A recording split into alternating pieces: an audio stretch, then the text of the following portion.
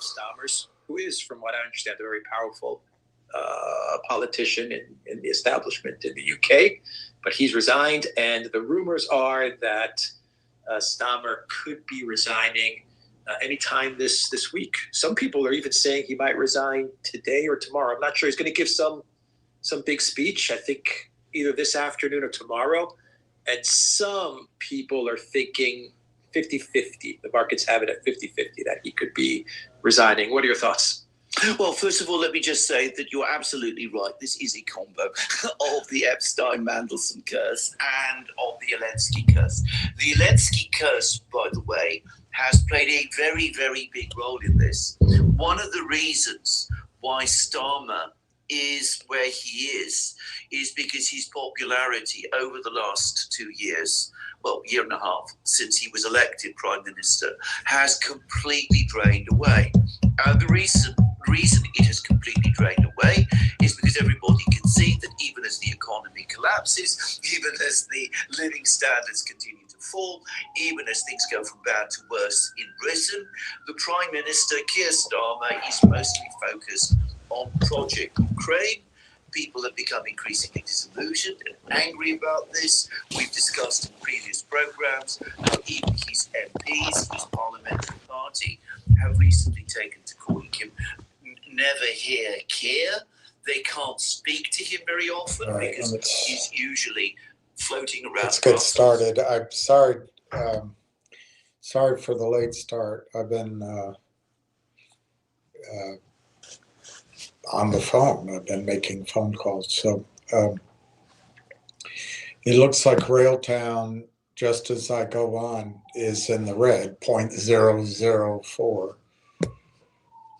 But if you can try to look beyond the red, to me anyway, the stock is slightly upward the last week or so. The bid right now is 26 cents. The ask 27.14. They're trying to make it look like there's a lot of stock for sale. There isn't. I mean, not legitimate stock. Volume's 110,000.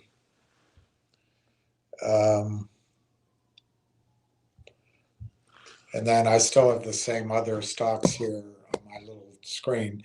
Finger is down 2.5 cents roughly at $1.12.99, so $1.13. GDC's up 6 cents at 361. MTEN is up 11 cents plus at 179.25. But remember, that had a 200-for-1 reverse split. So it's nothing. Billionaires involved. Billionaires. This time it's really billionaires. Well,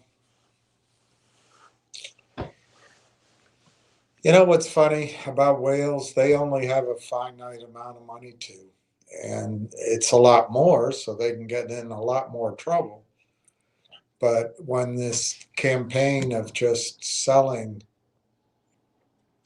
hypothecated and rehypothecated and rehypothecated and rehypothecated and non-existent and non-existent and non-existent shares, they can do it forever. ZJYL is 14 cents, another one where billionaires were supposedly involved. We just have to get away from all of this. I think Railtown's the escape.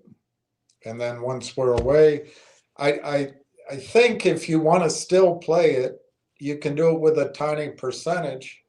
And there's, let the charm boys pump, you dump.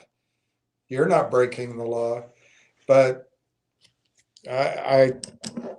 my guess is it's a little bit, I'm not a drug user, but it's a little bit like perhaps cocaine or something. You have just a little bit, and then you're, next thing you know, you're down the cycle. I think our goal is just to get, I don't know what, Let me just check quickly why that happened.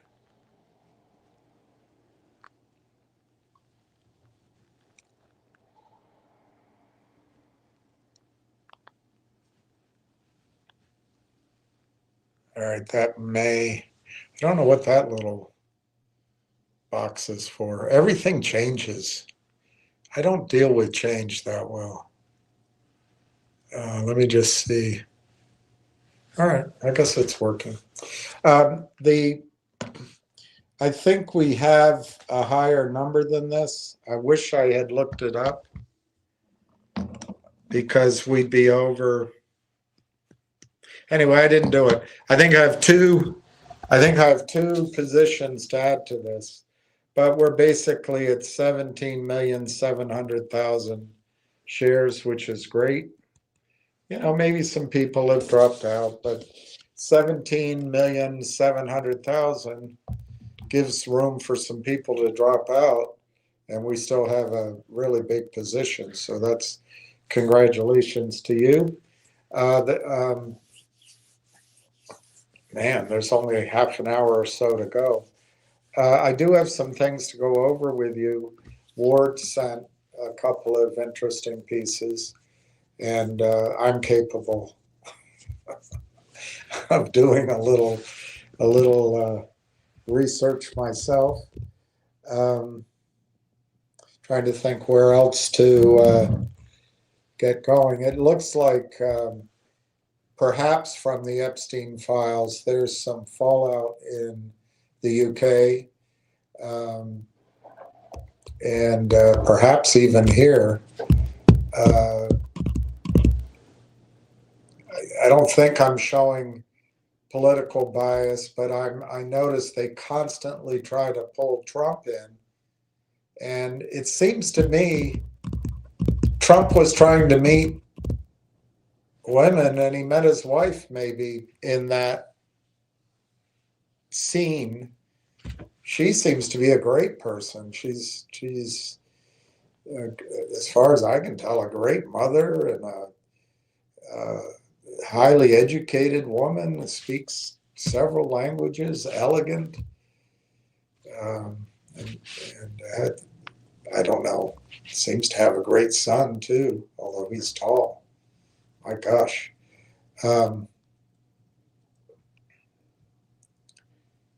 But every picture you see of people that are steeped in gross, horrible behavior, there's always a picture of Trump standing with Epstein. I wish we could go back to having honest news. We are capable of doing our own interpretation of news. It doesn't have to be constantly spun. And I just think that's a result of our institutions are changing. They're just changing. And I guess it's for the better. But I am equally open-minded to the idea that in our 5,000 years of history or longer, it may have been tried before. Anyway, we'll see. I just wish we could trust the news we got and it didn't have to be manipulated. I saw the WNBA is going down. And that'll be controversial, but I follow tennis pretty closely. And I met from a friend of mine here is the president of NBC locally. And I ran into her at a tennis match. She's great. She introduced me to Billie Jean King at an event. So Billie Jean King revolutionized pay in tennis. But man, I would submit to you, I go to tennis matches. Those stands are full for the women's matches because they're in between the men's matches. I'm not trying to pick on it. I'm just saying it's not profitable. Women's tennis is not profitable, but the paydays are equal to the men. I guess it's fair in some world of fairness, but fairness only lasts as long as there's enough money to cover it, and it's not always easy to do.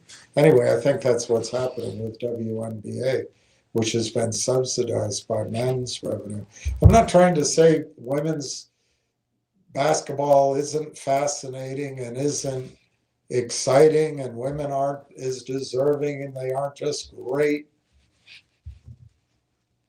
I'm just suggesting it doesn't make any money. And I would ask you, can you name any WNBA basketball players? But you know what? I can't really name any male basketball players. I don't follow the sport. So, but it just shows you nobody pays attention to it. I don't know what else is in the news. There's this looming threat that we're going to be attacking Iran. And I listened to one podcast. I forget who the gentleman was answering the questions, but I think Iran has given up on allowing the United States to bomb somewhere, and then they'll bomb back, and we can say, "Hey, we did something." I hope that's the right strategy, because I think Trump is trying to show Israel and show what's her name? Madeleine Albright? No, what's her name at Adelson? Maureen Adelson? Miriam Adelson. Miriam Adelson, show her that he's doing something without actually going to war. I hope we don't go to war. That would really disrupt the financial markets. There's something odd going around worldwide with earthquakes and volcanoes. You've always got to be careful that it's not just more reported, because now there's YouTube and Rumble and all that. But it is possible that something's going on with the sun and the space in between the sun and Earth. Anyway, one thing that to be aware of is this Campri Figuera, the right next to the ancient volcanoes that blew up in Italy. And then there's some earthquakes on Sicily, apparently.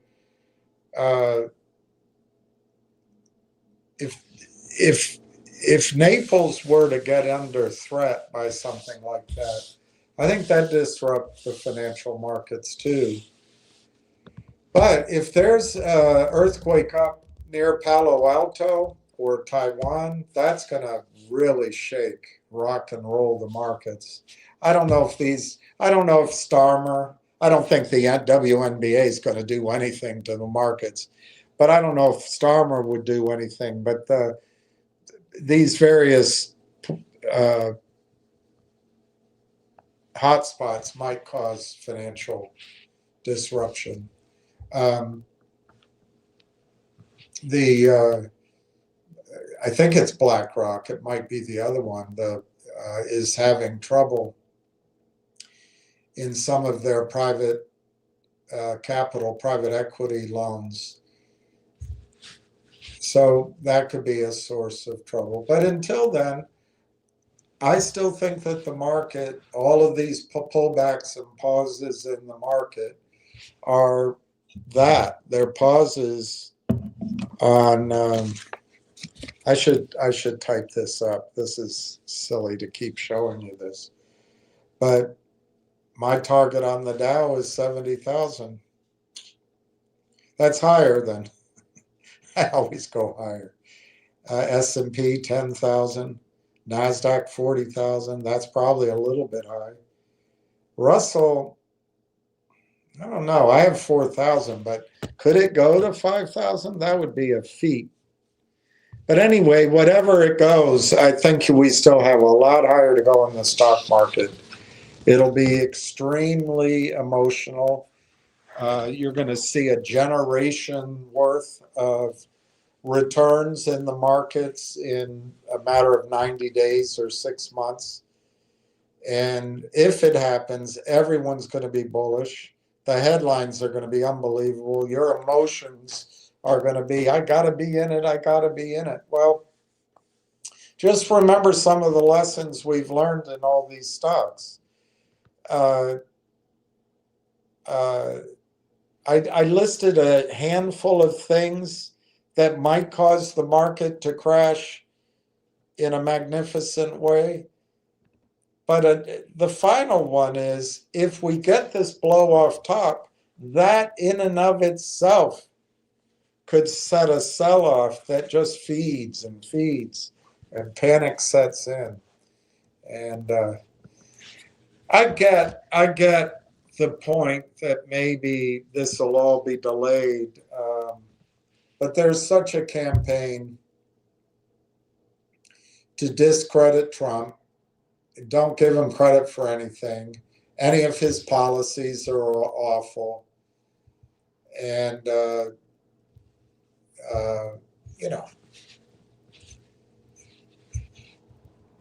I don't want to, it can delve off into areas that people don't want to think about. But, when you question the government's right to make sure that people who live here are not gang members, for example, what are you really trying to do?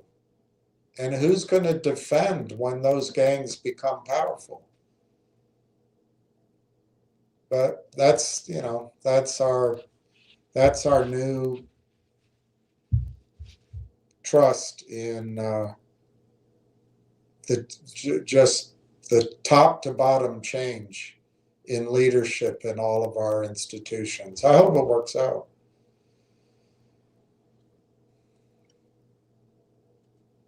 All right, Railtown is 2675. I'll go through some of your comments, and then I'll show you what I have to show you. Hi, Sung-hee, Julie Kim from Clint Eastwood. Why didn't I think of that? That makes me feel warm all over. Hi, Pat. Hi, Donna. I hope Donna survived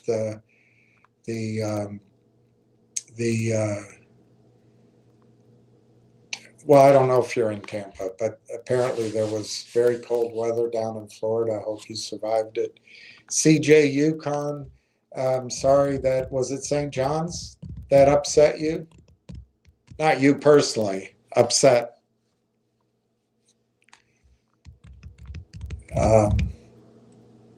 I think.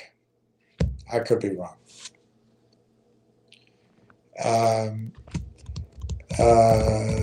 Hi, Steve. How are you? Donna, quit digging the hole. I'm digging a hole. I'm filling a hole where the rain gets in and stops my mind from wandering where it will go. All right, I'll stop digging the hole. Hey, Joe Weichman, good to talk to you today. Congratulations on your new job, and don't let anyone mess with you. I wouldn't mess with you. You must be a force on your new force.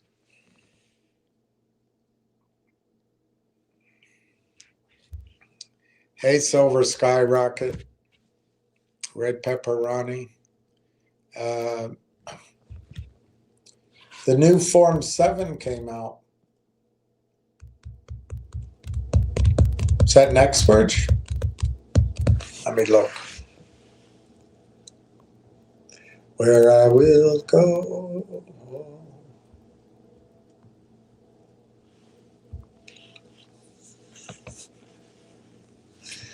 Takes a while to download.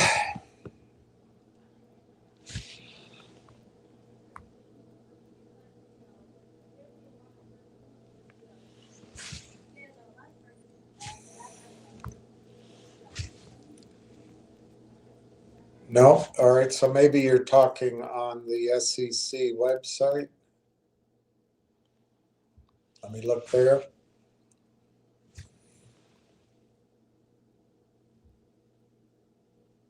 You know, I've talked to, I don't know, 15, 20 of you recently.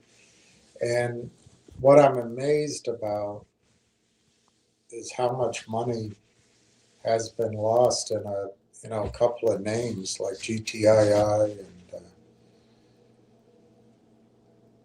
CRTD popped to mind, but also NextBridge. I mean, I'm sorry, MMTLP. So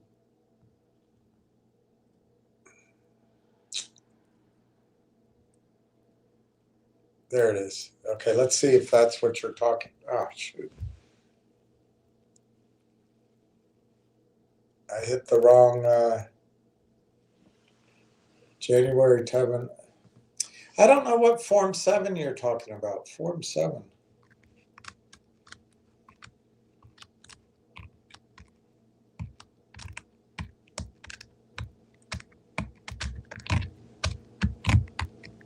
I can't think of what you're talking about. I'm an idiot.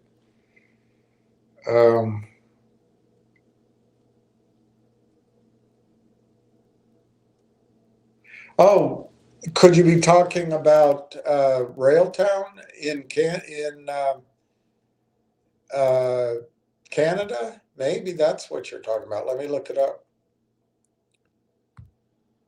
100,000 shares in Canada. That's the same as down here. See, you're very smart. Form 7. Form 7.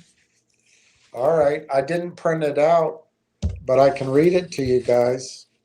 Hopefully there's some good information there. Hopefully there's some good information. This is what Red Pepperoni's talking about, Form 7. Number 9. Number 9. And I'm so slow, I didn't... sometimes I'm denser than a block of lead. All right, so here's the Form 7 dated February 6th. And this is for Railtown. This monthly progress report must be posted before the opening of trading on the 5th trading day of each month. This report is not intended to replace the issuer's obligation to separately report material information forthwith. I wish they could do something forthwith upon the information becoming known to management, or to post the forms required by exchange policies.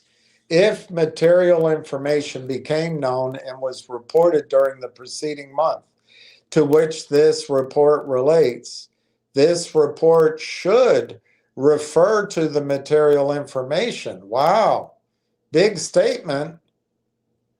The news release date and the posting date on the exchange website. So maybe the material, we'll find out, but maybe the material information that everyone is held up on is tell us, or maybe there isn't any material information. It's always possible. All right, so now we keep going. This report is intended to keep investors and the market informed of the issuer's ongoing business and management activities that occurred during the preceding month. Do not discuss goals or future plans unless they have crystallized to the point that they are material information as defined in the policies. The discussion in this report must be factual, balanced, and non-promotional. General instructions. All right, do I have to read all those? I'm not going to read the instructions. All right, we'll come down to the report on business. Provide a general overview. Okay, here it goes.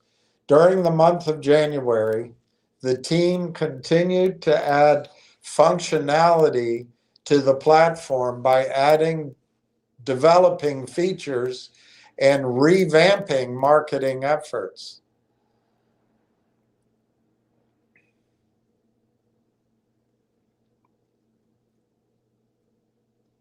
Currently, over 1,200 companies, users on the platform. That's about what it has been. Okay, platform. Well, that's interesting. I don't know what that is. Working on Rail Engine V1. Well, this is for January. And we saw the news announcement that Rail Engine reached a conclusion.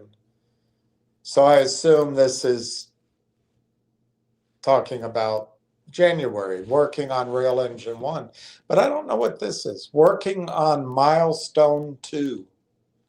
Milestone 2. It's listed with Rail Engine. So maybe there's some sort of milestone for Rail Engine they want to see. If I had to guess, maybe it's a testing procedure. Let's see if they talk about it.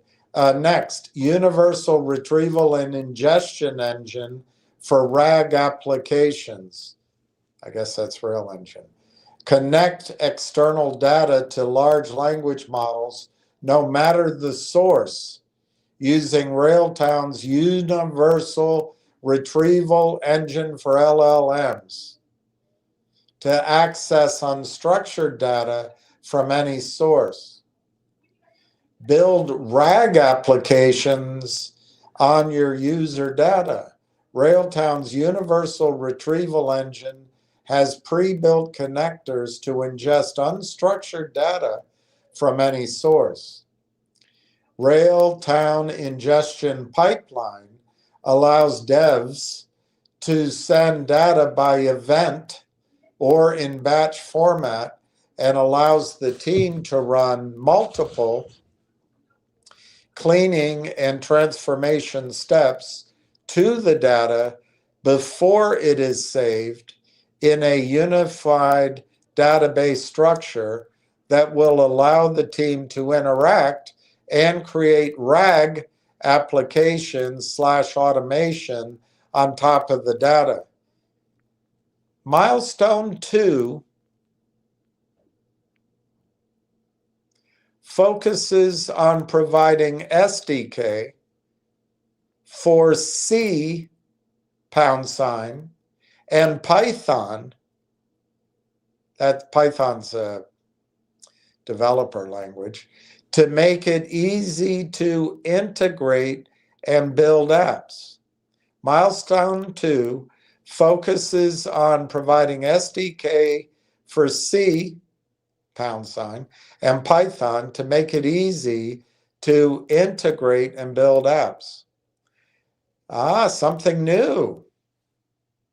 Something new. Working on EngineWorks. Working on EngineWorks, a new website portal for sharing news, article, and samples for Rail Engine. The thing I'm going to be looking for is if it has a link to Twitter. That Twitter page better be working. Otherwise, that's the kind of detail that is going to cause me concern. All right, that's under platform. Next is under AI, working on next set of features and feedback.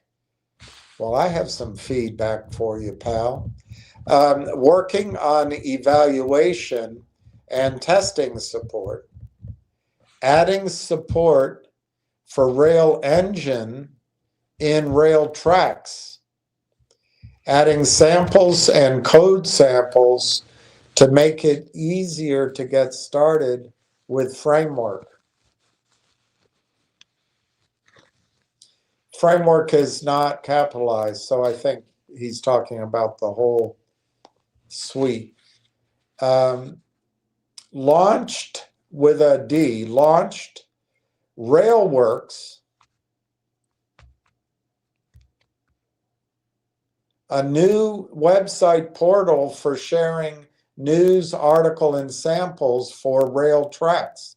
So EngineWorks is a portal for Rail Engine, Railworks is a portal for rail tracks, and I really hope that on each of those portals, when they have a link for Twitter, I mean, I'm going to base my whole decision to even consider investing in the company on whether that Twitter page goes to a live page.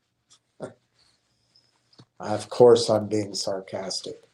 All right, so that's the question number one, broken down to platform and to AI. Question number two,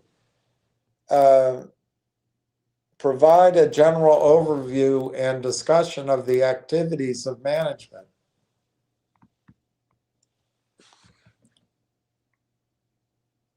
Management continued to manage.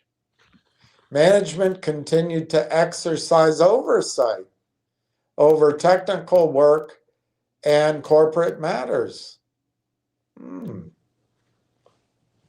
right, then there's 3, 4, 5, 6, 7, 8, 9, 10, 11, 12, 13, 14. And for every one of those questions, basically, they said NA, and I'm not going to read the questions. Then provide details of any securities issued and options or warrants granted. So they issued 225,072 shares based on the exercise of warrants.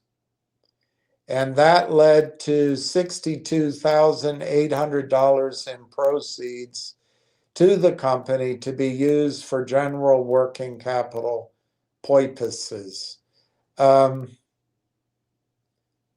be interesting to check that. I'll write it down, the amount. Be interesting to check that against how many warrants could have been exercised, because that would be anti-dilutive to our fully diluted share count. But to my memory, that does look like the correct number, but I could be wrong. All right, 3 more NAs. And then it's signed on February 6th, 2026, Paul Woodward. The date of the report is that, but the report is for January. And that's it. So let me see if I can find the warrants quickly. Might take me a second because I made a image of it so long ago that I've got a lot of scrolling to do. But I think I'll find it. I just got to remember when I showed it to you. Is that it? No. I think I'll recognize the formatting So I won't put you through this if I don't find it quickly.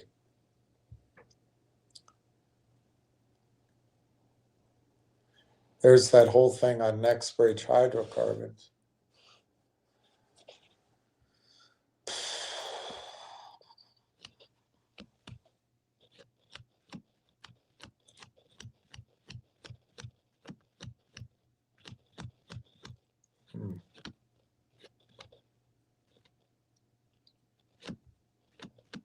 Yeah, maybe I should give up.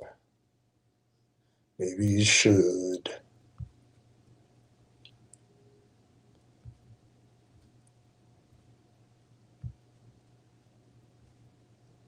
One more effort. I just feel like I'm getting close.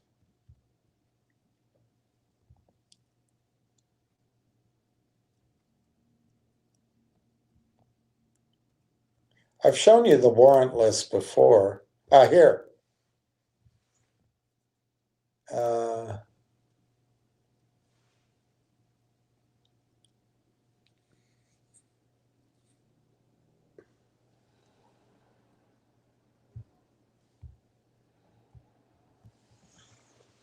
This is the options. Okay, so employee options, that matters. Let me see. The next employee options that come up is March. So that matters, but that's not the list. Okay, here, the warrants, January. Wow. Wow, guys and girls. For January, there were 3,405,000 warrants at 42 cents in the United States. So those expired. So that reduces the fully diluted share count by 3.5 million shares. And then it looks like there were also in the United States 515,000 shares at 21 cents. So it looks like roughly half of those expired also. This month, February, there will be 25,000 on the 15th, plus 7,500 on the 15th. It's not very much. And then on the 28th, almost certainly these will be exercised. There's a lot of them because it's Canada. It's basically a total of a little bit over 7 million warrants. The bulk of them, the majority of them priced at 30 cents.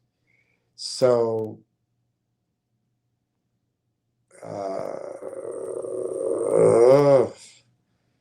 2 million, maybe $2.5 million will come in to the company.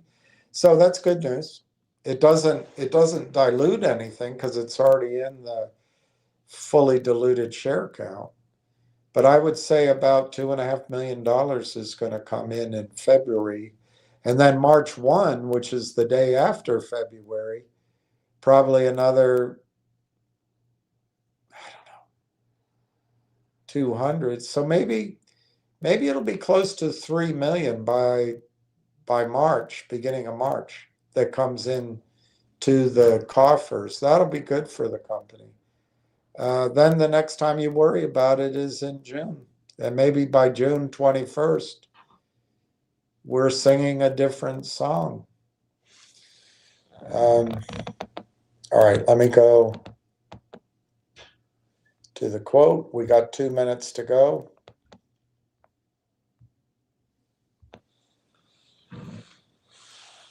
And of course, it's in the red. 2604, 2605, 2609, 2611. They're moving the bid around. They're moving the ask around, which is almost 28 cents.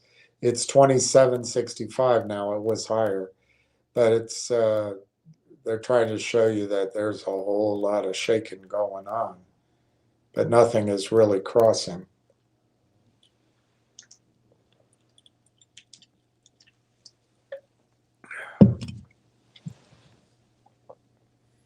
We got a little over 1 minute to go. 2611 to 2767, and they're moving both sides around a lot, but the volume is 111,000, and it's not changing. The last trade was 402 shares at 26.8. So that was the bid, so they just had to get out of it's amazing what they do. It's just amazing.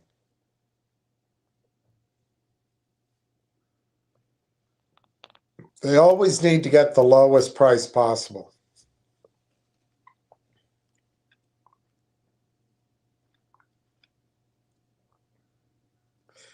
Less than a minute. Let's just see how it closes. They're moving both the bid and the ask back very actively, but nothing's happening. And I think it's probably going to close at 26.8.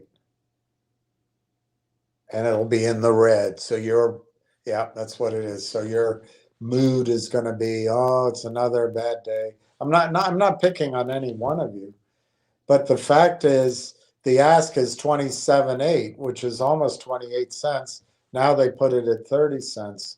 I would suggest to you that the stock is showing some strength, but that might be colored by my hope as much as anything else.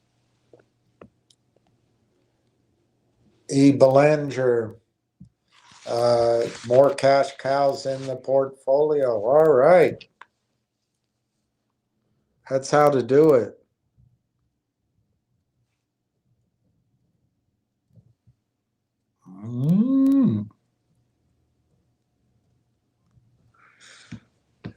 Jason Harbison, hello.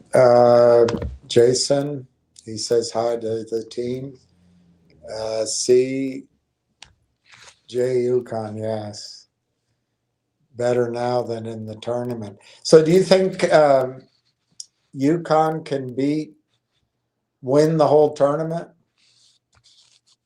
I sometimes sign up if the guys at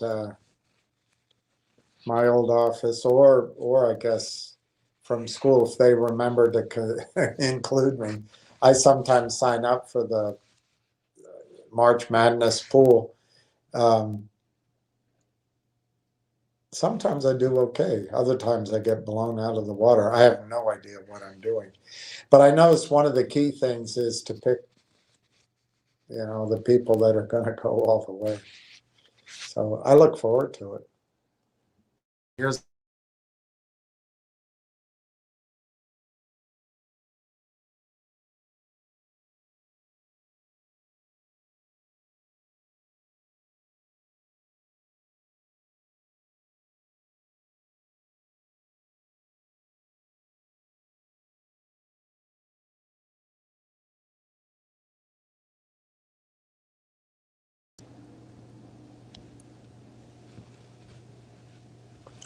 Wall Street Wolfie doesn't own any Railtown, or if he does, it's very small. But he wants to come down and complain to you that it's only down 50% now. Wants to keep it in your head that you got to be fearful. Railtown is not these other manipulated stocks that these sons of guns play with and successfully stripping you of money.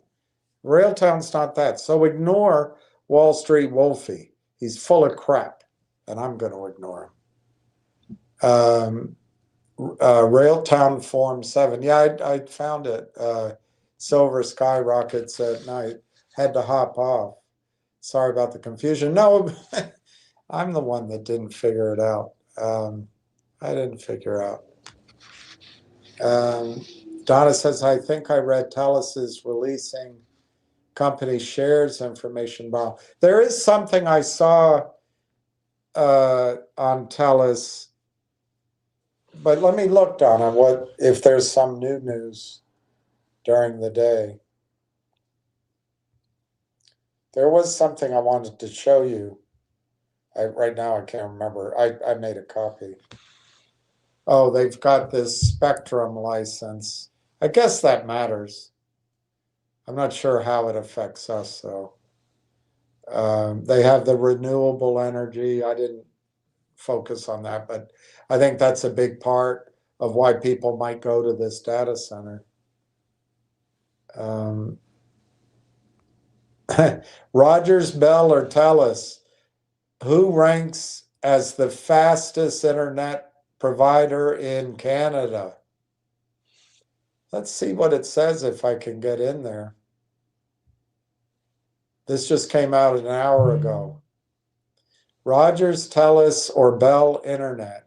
If you're shopping around for internet providers in Canada, a new report can help you with your choice.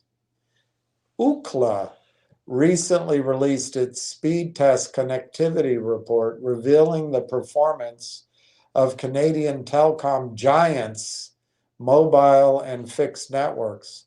The results are based on data collected from July to September. Oh, the days dwindle down. On Speedtest, a site powered by Ookla that allows users to test their internet speed. To show a full picture of network performance,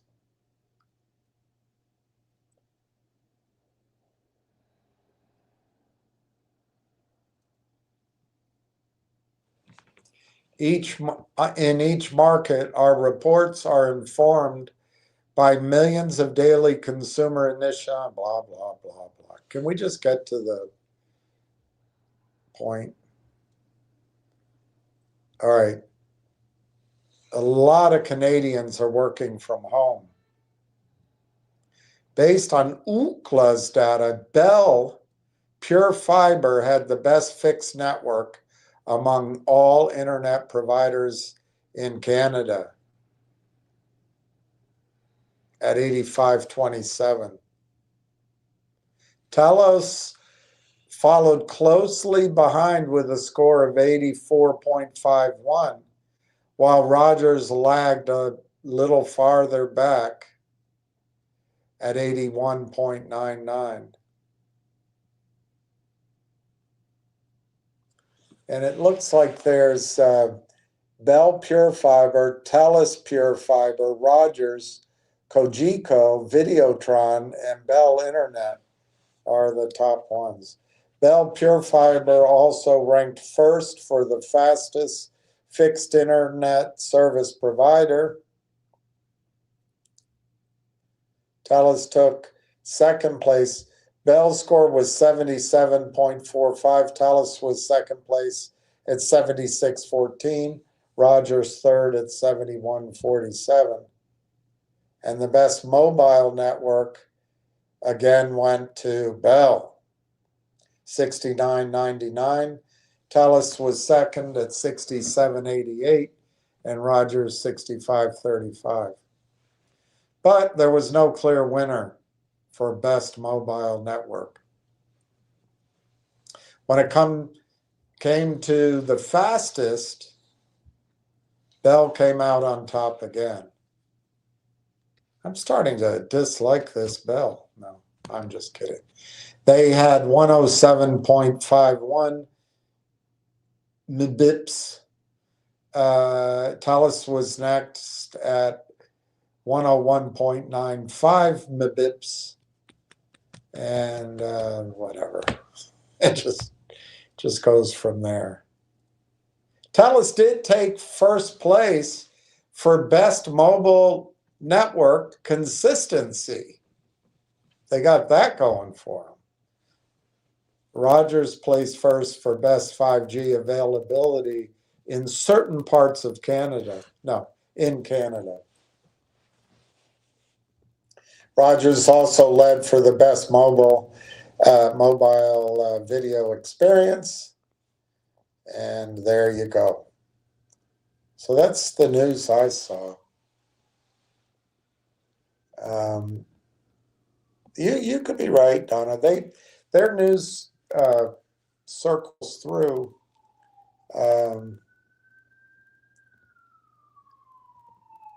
Oh, cool. Louis Shotland, the last sale of Railtown at 26.8 was me. 402. All right. That's exciting. So you got a good price. You got a good price. 26.8. Let me look. If I still have the list of. Yep, there you are. That's weird. It says 9:30. Did it happen at 9:30? It's always wrong. All right, I'm going to go through. Good for you, Louis. Bravo. I'm going to go through what I wanted to show you.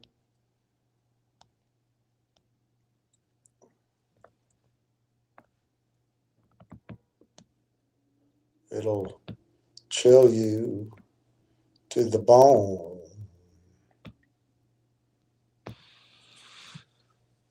Step right up. Come on in. If you'd like to hear, take the grand tour of one once was home, sweet home. See, I don't know what that is right there. I guess I might as well download it, take the chance. Take a chance on me. If it's not for you, I will delete it.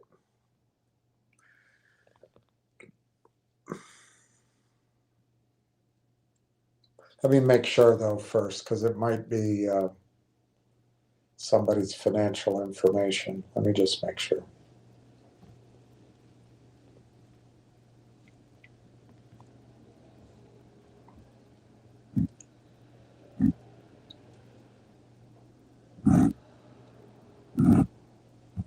Because I was watching from the window up above. I was watching you from the window up above. All right, I see. Oh.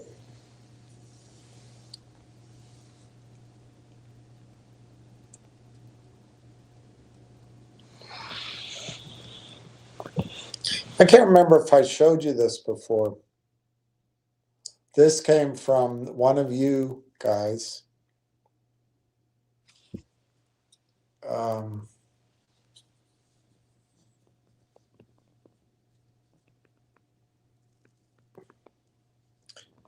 You can build rail engine rail tracks yourself using Lang chain and Llama index, but you have to manage the glue if you do it yourself. If you're at the enterprise level, you can buy Palantir and Microsoft, but you lose the agnostic flexibility or face massive costs. Direct rival True Foundry, I looked up True Foundry, is the closest functional equivalent to the software layer, but they lack the exclusive TELUS hardware partnership that guarantees data sovereignty in Canada. And I feel like I might have shown you this, but maybe not. If a chief technical officer didn't buy Railtown, their architecture diagram might look like this. Ingestion, they'd use Python on Llama index or unstructured. Orchestration, they'd use LangGraph. Database, they'd pay for Pinecone or Weaviate. Observability, they'd pay for Langsmith. Hardware, they'd rent at AWS or Azure. The Railtown pitch, why manage 5 contracts and 5 integration points when you can have one integrated sovereign loop? The competition is either assembly required or vendor lock-in. And then that DYI I just read to you.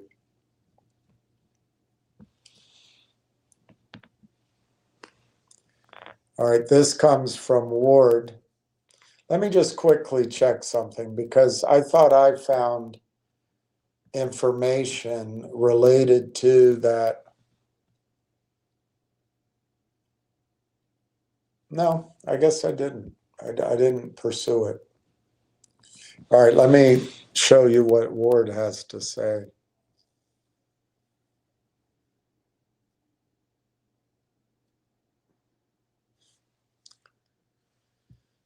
All right, just calm down. Relax, everyone. Relax, everyone. Relax, everyone.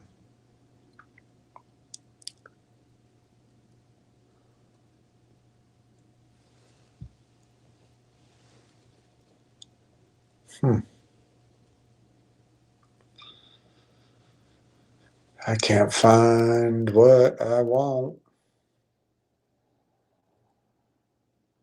I have more guns than I need and fewer guns than I want.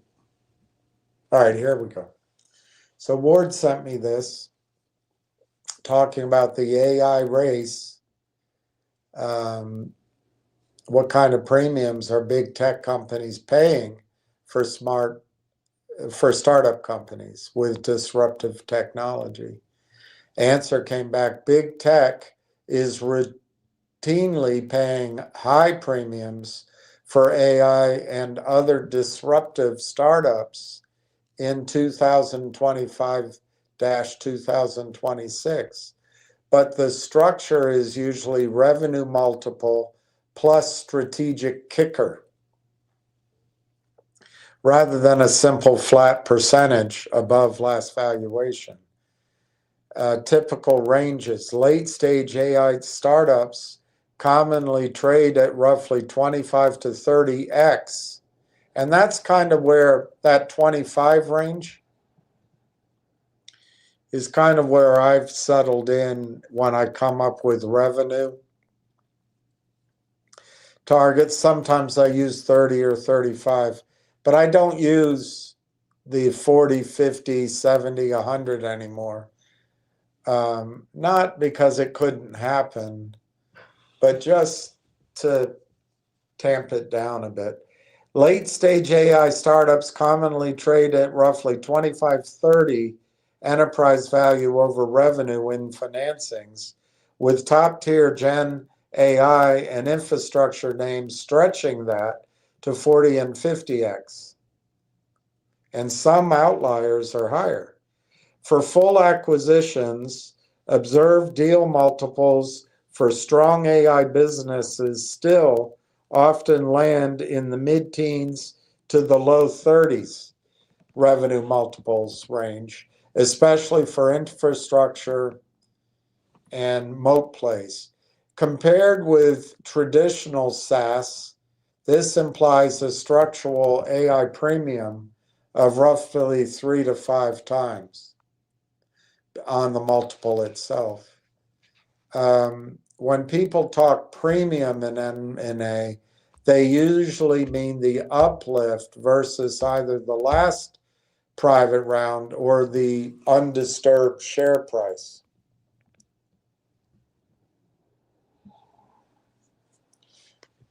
Across tech, 20 to 40% cash offer premiums above pre-announcement trading price are still a reasonable benchmark for strategic deals, AI/infra targets, with multiple bidders can push higher. At the venture stage, AI startups have been getting about 42% valuation premium at seed and roughly 30% higher in Series A valuations relative to non-AI peers. In practice, for a quote-unquote hot AI startup, A big tech buyer might effectively be paying 50 to 100% plus over the last privet valuation once you add a control premium on top of an already inflated AI round multiple. So we don't know yet if Railtown qualifies as control. So here's a rough mapping of it. Seed and Series A, AI versus non-AI. The premium shows up in a higher round valuation at that stage. And, I don't think these percentage matter enough to repeat to you. The late stage is higher than SaaS. Big tech takeover is higher than SaaS, I assume. Strategic must-have AI asset gets 30x times revenue and 50 to 100% over the last private valuation. So 30x is maybe a good number to doodle with. Where the biggest premiums appear, core infrastructure and data moat. Well, we may be core infrastructure. We certainly have a data moat in the sense that it's sovereign AI. But I don't know if that's what they're talking about. Tools that sit in the training and inference stack control data flows or provide unique data sets, AI infra, cybersecurity, and orchestration consistently command the highest multiples. Category leaders, names with strong models, visible traction, and ecosystem pull, what could be better than Canada, are in the 40 to 50x revenue. Agentic and workflow locking platforms, anything that can lock in enterprise workflows. Can you say sovereign data center? Or GPU spend, can you say sovereign data center? Agent frameworks, orchestration, engines, AI security often trade as strategic infrastructure rather than vanilla SaaS, 20 to 30x. How to think about it if you're the founder or if you're the investor. For a disruptive AI or software startup being eyed by big tech in 2026, a reasonable expectations range, if you assume strong growth and a strong moat, is revenue multiple in a sale roughly mid-teens up to 30x plus, depending on the growth rate, of course, and the intellectual property and competitive tension. Implied premium versus last round, that's fine. If you share a specific vertical, I'll give you a better answer. How to think about it, or I read that to you.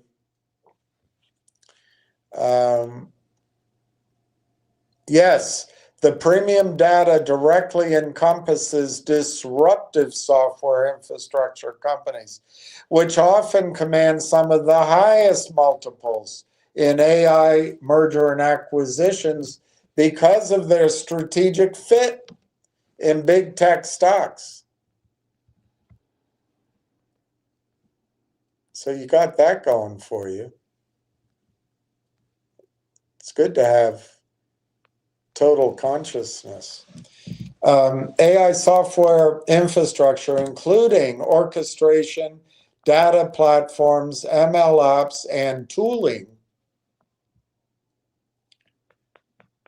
clears at 20x, mid 20x, with private marks often low 30x. So it gives us a pretty consistent number to use. For example, IBM's 11 billion proposed acquisition of Confluent, which, by the way, works out to $52 a share roughly in our case, USA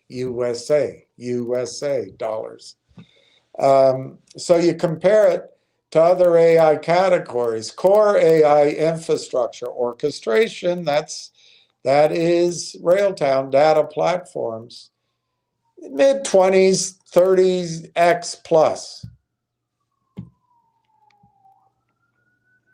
Gen AI, 40 to 50. Applied AI with verticals, mid-20s at the high end. And then the non-AI SaaS we can skip. Disruptive infrastructure like GPU orchestration or agent frameworks, aligning with Railtown interest.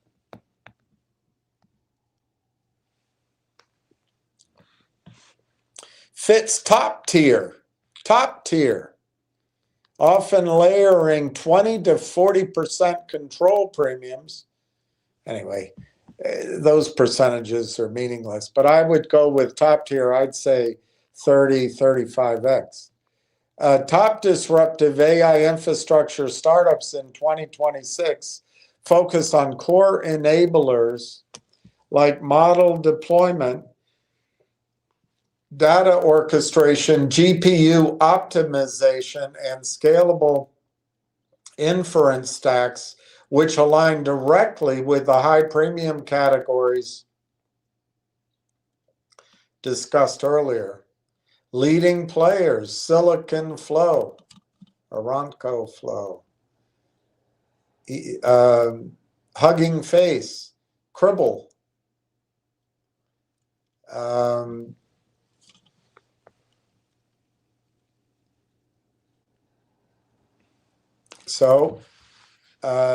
Crusoe, Reflection. So here they are. You got Silicon Flow. They don't have the valuation. But it's kind of what we do. And it's going to be integrated in Microsoft and NVIDIA over here. Hugging Face, multi-billion enterprise pivot. Crib.io, $3.5 billion. At $3.5 billion, we'd be roughly $18, $19 maybe. Data moats for agents. Crusoe, 10 billion, greater than 10 billion. Like I say, we'd be at $50. Here in Philadelphia, it's worth $50. Reflection AI, 2 billion Series B. That's about $10 for us.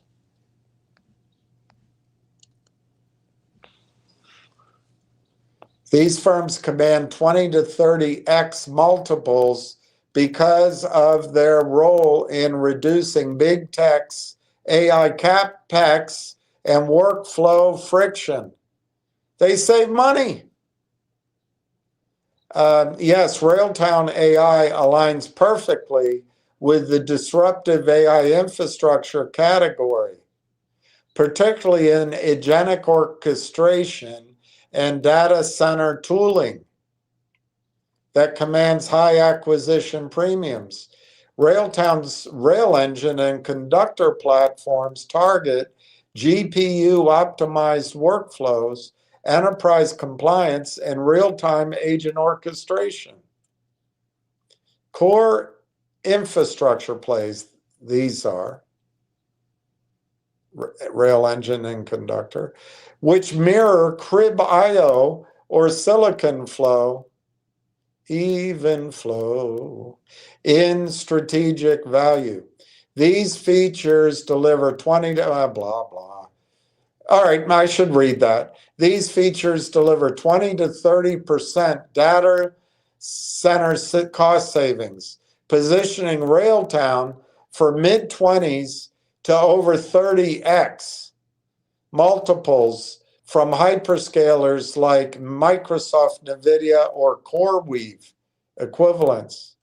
Prior research on synergies, I hate that word, for Railtown the network, the AIP network, TALUS, supports 50% premiums over the last round, which is a completely meaningless number as far as I can tell.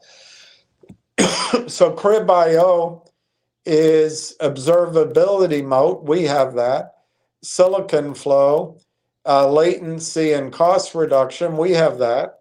And Crusoe, 10 billion, computer scaling. Well, that's right up our alley. Railtown slots into this top tier as a dependency layer for agent frameworks and sovereign clouds, justifying similar or higher premiums amid 2026's AI capex surge.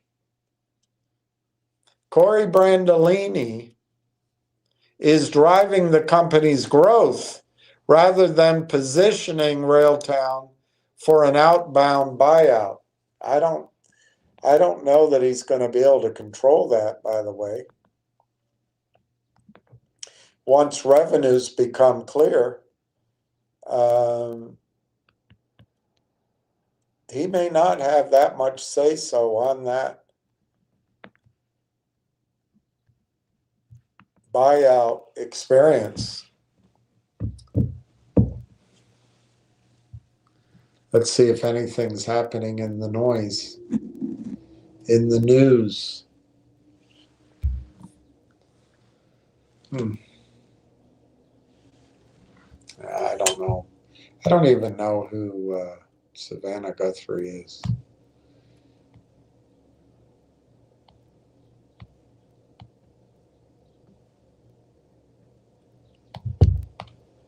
There's footage of Epstein dead.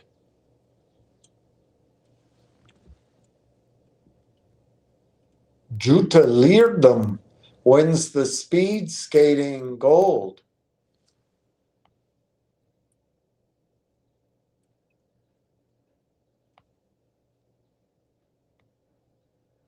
Singer announces divorce from Bones.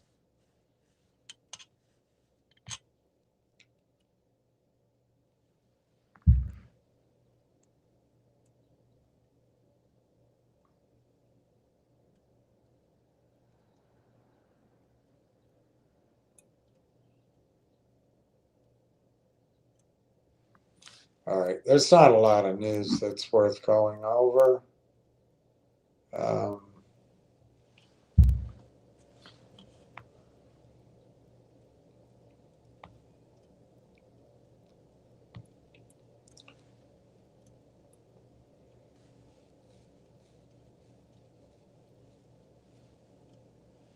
Full access to Discord. What's Discord? Anyway, they're making facial recognition. It makes you wonder why they can't track certificates, but Congress doesn't care about that.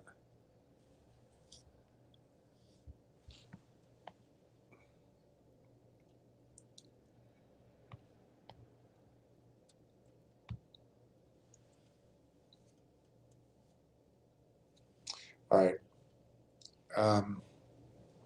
Let's see what else I can show you. 62.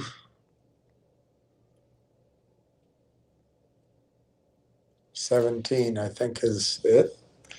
All right, so I've never heard this term schmuck insurance, but it's something Ward obviously, it's something that tech investors and founders and I guess other venture capitalists use.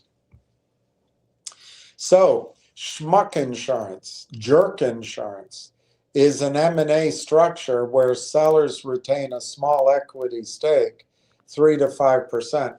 What I always ask for is an override or some income stream or warrants that give you some upside if you sold at the wrong price. It's common in asymmetric deals where the buyers see hidden value For example, Railtown's orchestration synergies. You always want synergies. Could we get through a post without using the word synergies?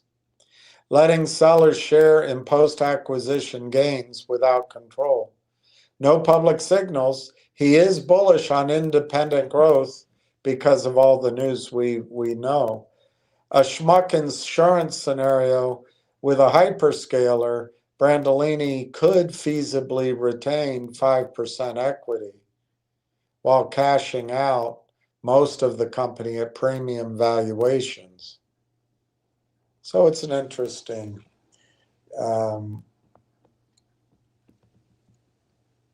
it is an interesting thing to bear in mind. In other words, the company could be sold and we could still have a piece of the upside. Smuck insurance originated as Wall Street slang for M&A projections that safeguard sellers from feeling ripped off.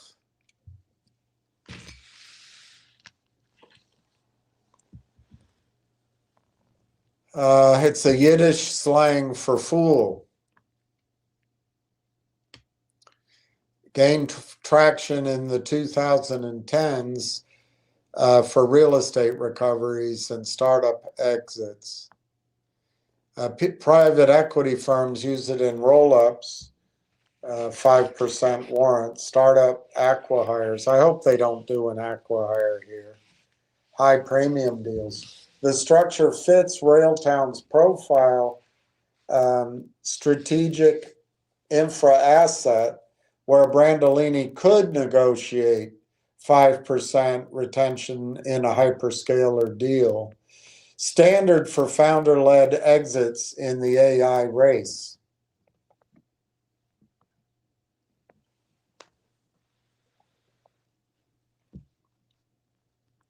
So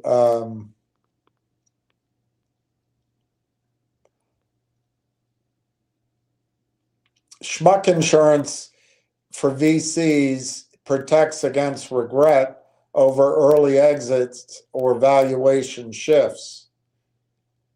You roll over equity. Investors sell most shares in a secondary, but roll over a portion into the new company or vehicle. You get warrants or a LP carry, limited partner carry. That would mean limited part would mean you wouldn't have to put up any money. Co-invest, there you might have to put up money. In AI startups like Railtown, VCs negotiate these on top of their 30x multiples to avoid fear of missing out on CapEx-driven revaluations, and often cap these at 5% to keep it clean.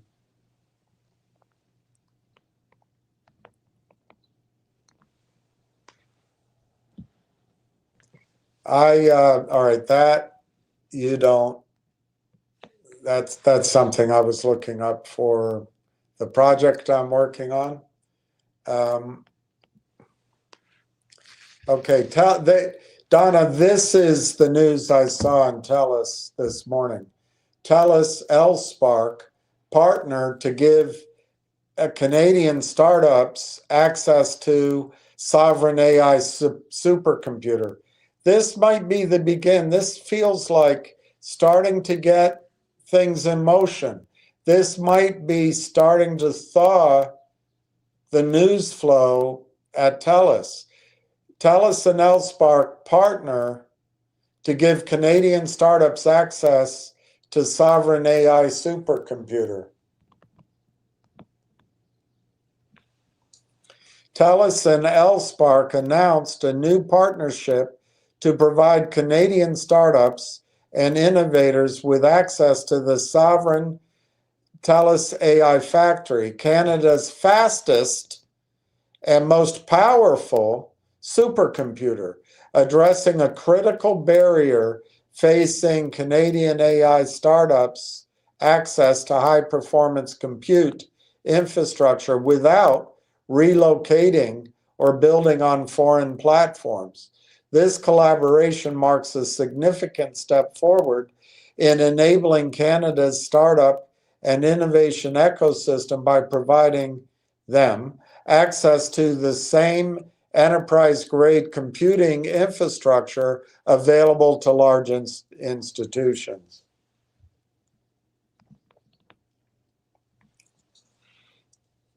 By making this same technology available, regardless of business size, TELUS and LSpark are creating a new pathway for Canadian companies to build cutting-edge AI solutions, scale domestically, and compete globally, all while keeping everything away from Trump.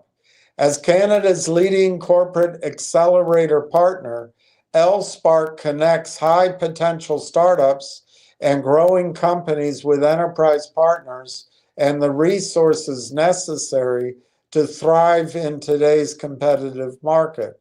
For nearly a decade, LSpark has supported over 130 Canadian companies through specialized accelerator programs. So that's 130 companies that might come over, helping them raise more than $200 million in follow-on funding. Now, this landmark partnership will empower more startups and small businesses to leverage the TELUS Sovereign AI Factory, powered by the latest generation NVIDIA H200 GPUs and NVIDIA Quantum 2 InfiniBand networking, in order to train, fine-tune, and deploy AI models on Canadian-controlled infrastructure. The collaboration will prioritize organizations in regulated and mission-critical sectors where data residency, auditability, and Canadian legal jurisdiction are essential, including public sector services, healthcare, finance, critical infrastructure, and utilities. This partnership builds on TELUS's long-standing commitment to support small businesses and entrepreneurs across Canada through programs including TELUS Global Ventures, TELUS Stand with Owners, TELUS Pollinator Fund for Good. By providing access to sovereign high-performance compute infrastructure, TELUS is helping level the playing field for Canadian startups who would otherwise need to rely on Trump.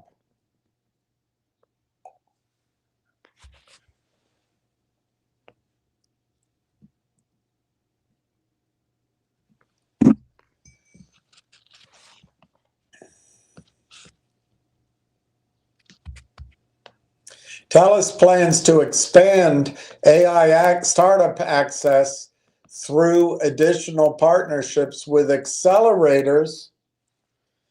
You don't see this, but I see this all as very good for us right here. This last sentence right here. TELUS plans to expand startup AI access through additional partnership with accelerators, incubators, and research institutions and innovation hubs across Canada in the coming months.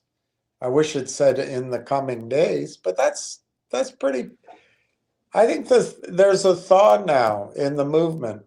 Canadian startups and research teams with defined AI workloads and significant GPU requirements can sign up here with LSpark to access reserved TELUS AI Factory GPU capacity. Hesham Fahmy, CIO. Canada has world-class AI talent, founders, and research institutions. A structural shortage of sovereign domestic compute has limited startups from innovating without sending their sensitive data abroad. By teaming up with LSpark, we are leveling the playing field and opening the doors of our sovereign AI factory to the country's founders and innovators who can now build breakthrough AI companies on infrastructure they control. This keeps their innovations, intellectual property, and competitive advantages in Canada.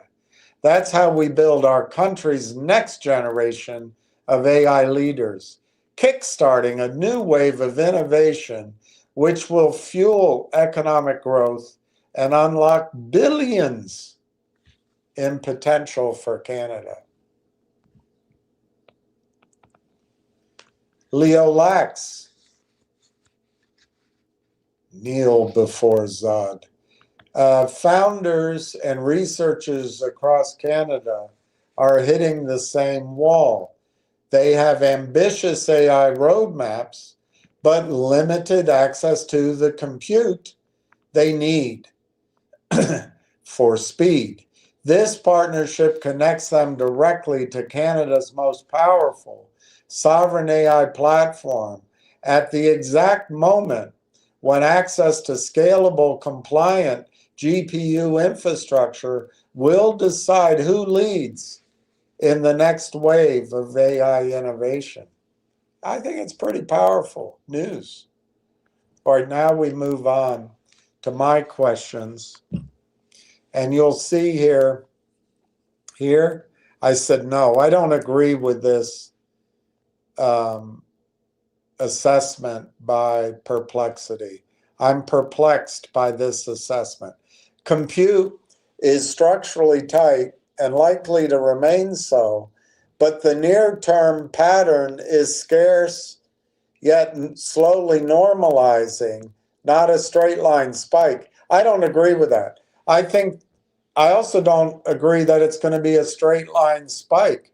I think pricing is going to get really unpredictable to the upside. I do not think as human beings start using AI to help them, but also as companies start using AI agents to create additional AI agents and additional AI agents to do massive jobs, there's not enough compute space, power to handle it all. Now, I might be wrong. I just don't agree with this, we will work it out scenario. I think things are going to be tough, but I could be wrong. But anyway, they don't agree with me. They say compute is structurally tight and it will remain so, but the near-term pattern is scarce yet normalizing. Well, let's see. Let's keep going. Compute scarcity and GPU pricing. Forecasts have the data center GPU market compounding at a nice rate into the next decade, driven by AI and high-performance workloads, which keeps demand extremely strong. NVIDIA still controls the bulk of AI accelerator spending. That's massive. I mean, that's monopoly, 70 to 90%, giving it pricing power, even as AMD and others step in as secondary sources. Cloud H100 rental pricing has fallen from peak levels as supply ramps with more providers entering. 2026 projections calling for stable prices in the low single-digit dollars per GPU hour. Well, maybe not. I don't know. Well, and maybe my point isn't even valid, but let's keep going with what they're saying. Consumer side GPUs may see hikes because data center demand soaks up foundry capacity. But on the enterprise side, you get a mix of high absolute prices with more gradual declines as each new generation ships. The net: compute will feel scarce relative to demand, especially for well-powered sovereign facilities, but pricing pressure is two-sided.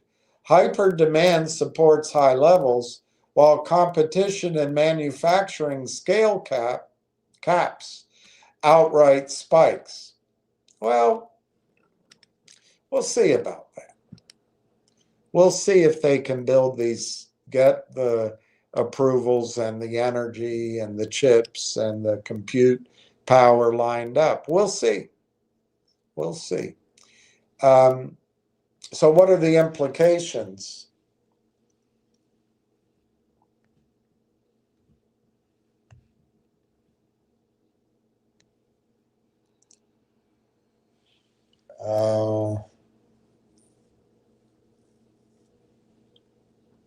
This is where I always get lost. So I did that and that, but where's the no?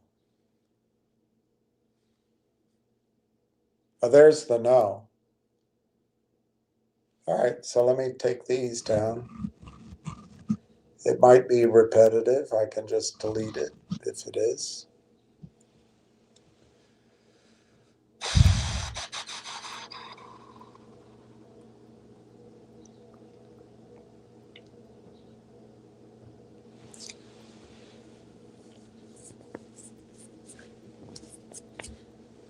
All right, let's see what this says. Okay, good. Got it just right. I got it just right. Bill. Implications for TELUS sovereign AI factories. TELUS's sovereign AI factory is live on high-performance NVIDIA-based infrastructure and marketed specifically as sovereign Canadian-controlled compute for AI workloads.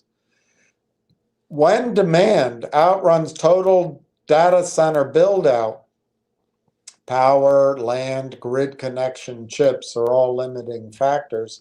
Operators who are A, powered up, that's TELUS, B, sovereign, that's TELUS, C, integrated with enterprise-grade partners, that's TELUS, and can push harder on utilization and effective pricing per GPU, per rack, or per customer bundle. I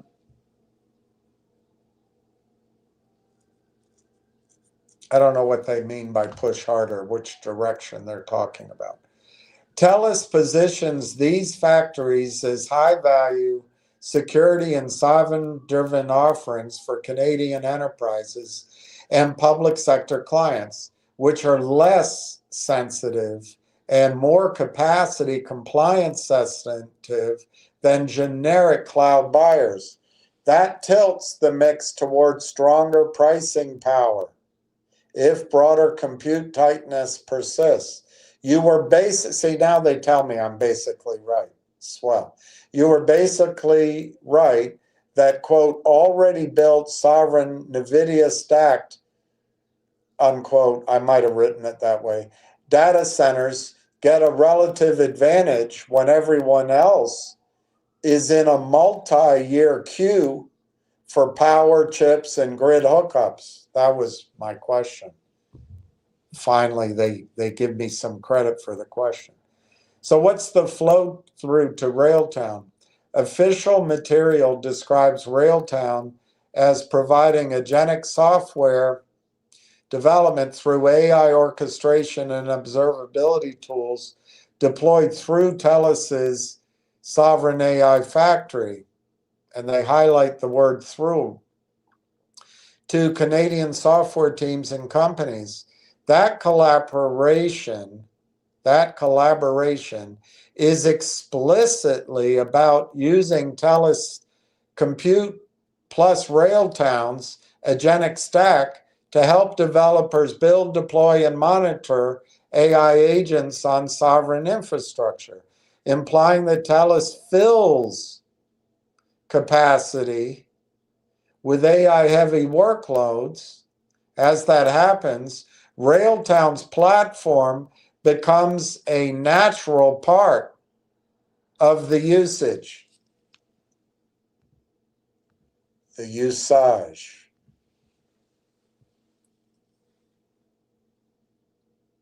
Under any revenue sharing or per seat / per agent on TELUS infra model, higher utilization and stronger pricing power at the sovereign AI factories scale Railtown's top line non-linearly. You get more users, more agentic workloads, and potentially richer per unit economics if the value of efficiency and observability rises as compute gets more expensive. So if GPU and power constraints keep sovereign NVIDIA-rich data centers sold out or close to it, 2, TELUS succeeds in driving meaningful annual recurring revenue across those factories, and 3, the Railtown arrangement is genuinely tied to gross revenue or high margin per usage economics, then yes, that environment is powerfully beneficial to Railtown's revenue potential from TELUS. Let's go over it again. Number 1, GPU and power constraints keep NVIDIA's data centers sold out.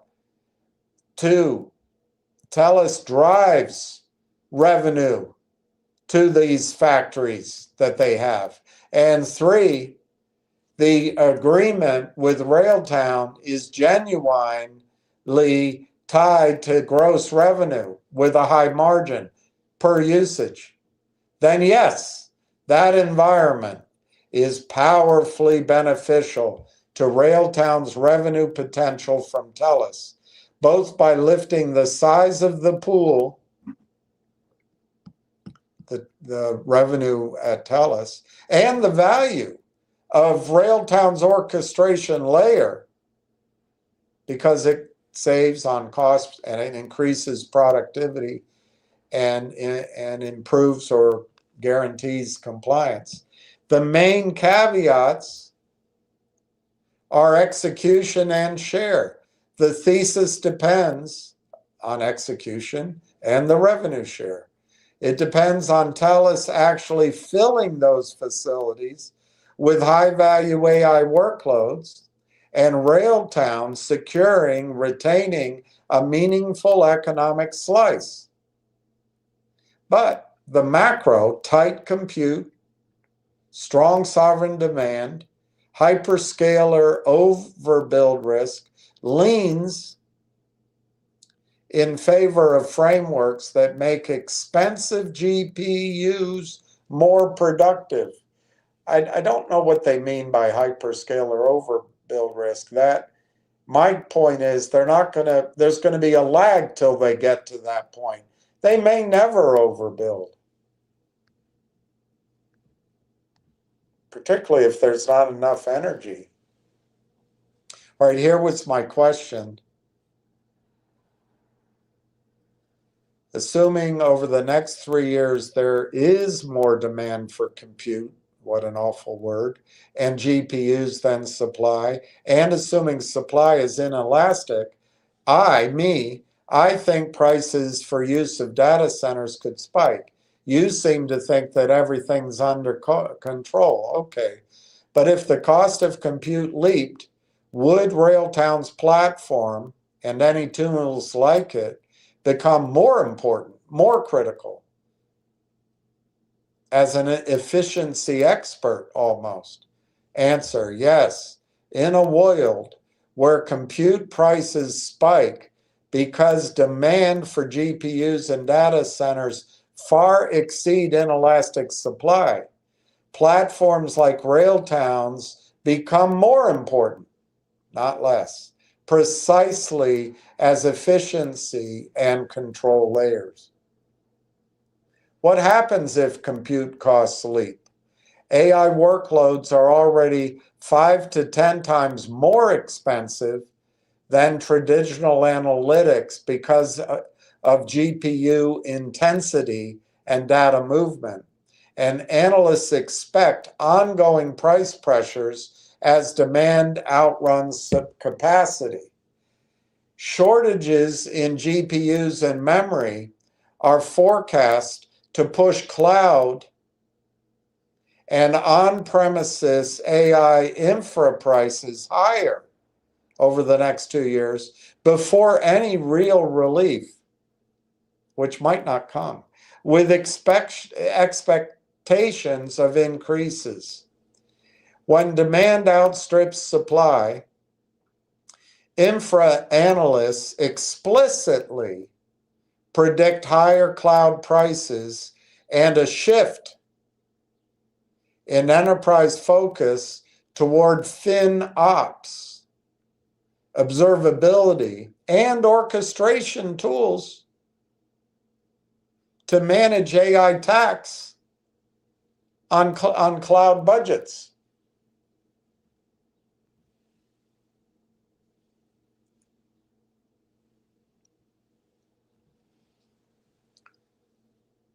In that environment,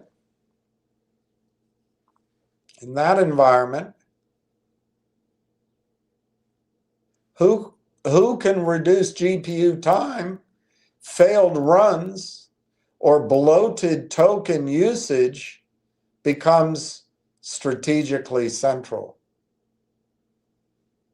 Why orchestration and observability become critical.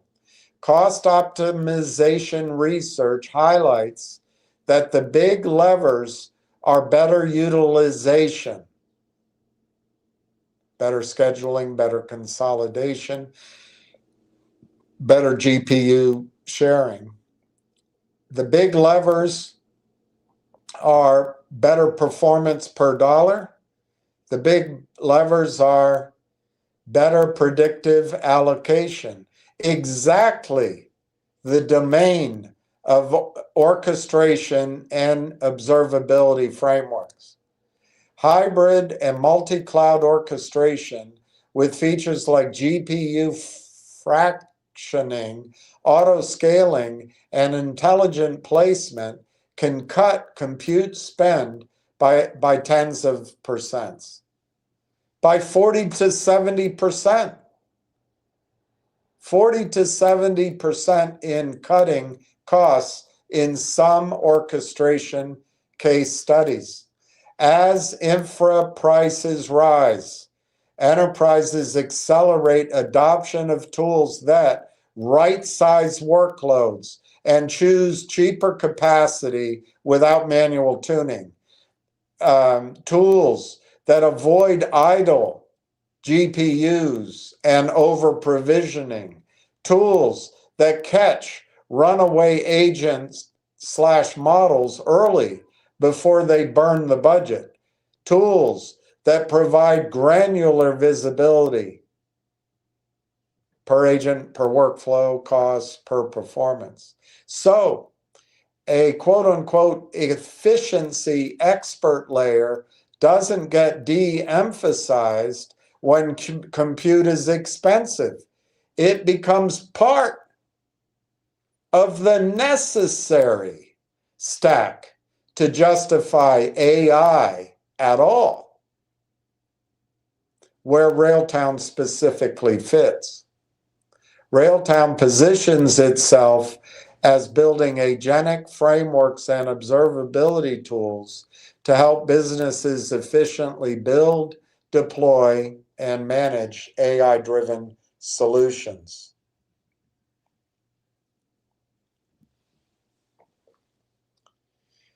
Rail Engine and Railtrack's ADK plus Conductor form a full agent platform, real-time event ingestion, agent orchestration, and deep observability over agent behavior, performance, resource use, and reasoning paths. Conductor in particular, is marketed as giving teams the ability to track and optimize AI agent performance, including token utilization and runtime behavior, in order to maintain cost control and transparency.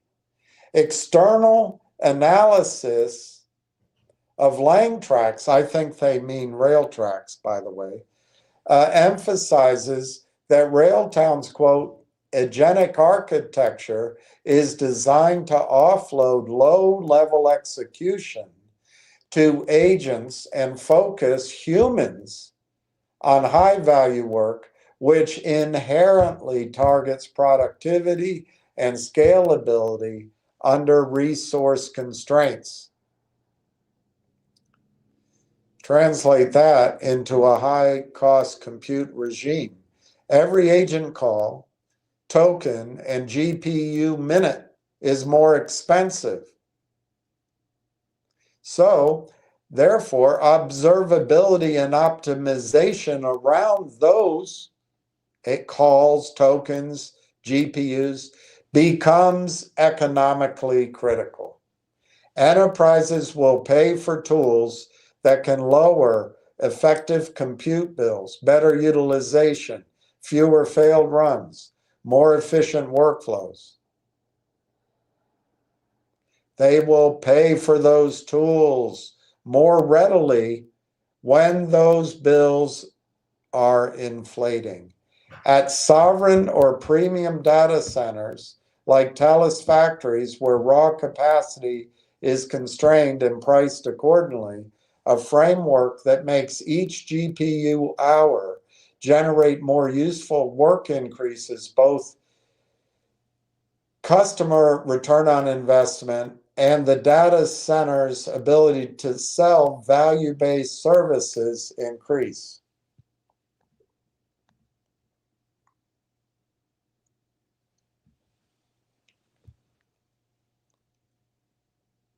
So under your I said that. Under your 3-year demand greater than supply inelastic supply assumption, Railtown's platform or other similar agentic orchestration observability stack tools, Railtown's platform moves closer to the center of the cost control story. It is no longer just a developer convenience. It's an efficiency and margin protection layer that becomes critical or more critical as compute becomes scarcer and pricier. If it does. Agentic AI plays a pivotal role in cutting data center compute expenses by automating optimization, improving resource utilization, and minimizing waste in high-cost GPU environments. Agentic AI systems autonomously handle tasks like workload redistribution, predictive scaling, and error detection, which directly lower idle time and over-provisioning on expensive hardware. For instance, agents can dynamically shift inference loads to spot instances or cache reusable reasoning chains, yielding 40 to 60% infrastructure savings in pattern workloads. Those are huge savings, 40 to 60%. They also enable smarter orchestration across hybrid startups,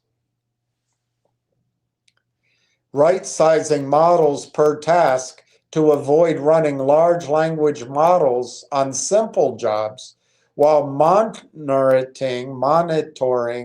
token speed in real time. In data centers, agentic AI acts as an operational layer, redeploying failed jobs, optimizing network routing, and balancing energy use without human input, which curbs peak power draw and boosts GPU efficiency.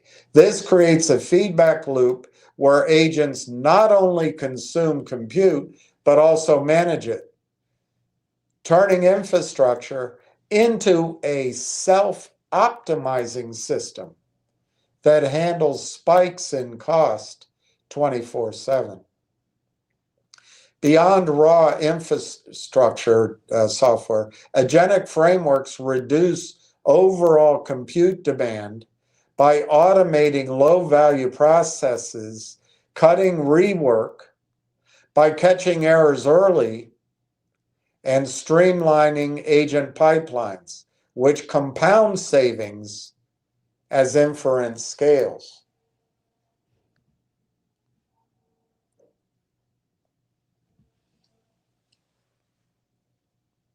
Quantified impacts include 20 to 40% drops in human time and 30 to 50% faster processes, making expensive AI deployments viable at enterprise scale. And then here's the trends. I don't know if it's worth going over it, other than GPU rental prices have fallen sharply over the past 2 years. And then there's been a spike recently. Basically, as I can understand it, the older versions of data centers had extra capacity.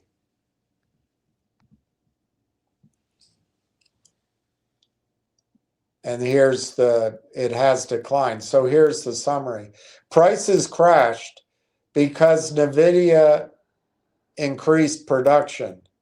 300 plus new providers, spot markets and hyperscaler cuts, outpacing even aggressive demand forecasts. I don't think this pace can continue, but we'll find out. Recent upticks in hyperscaler capex surges, 600 billion, which we saw from Ward's work the other day, but competition and older generation oversupply capped sustained spikes. I think this might stop. We'll see. Net long-term downtrend with short-term volatility favoring renters over buyers for flexible AI workloads. We'll see. I mean, it could be true.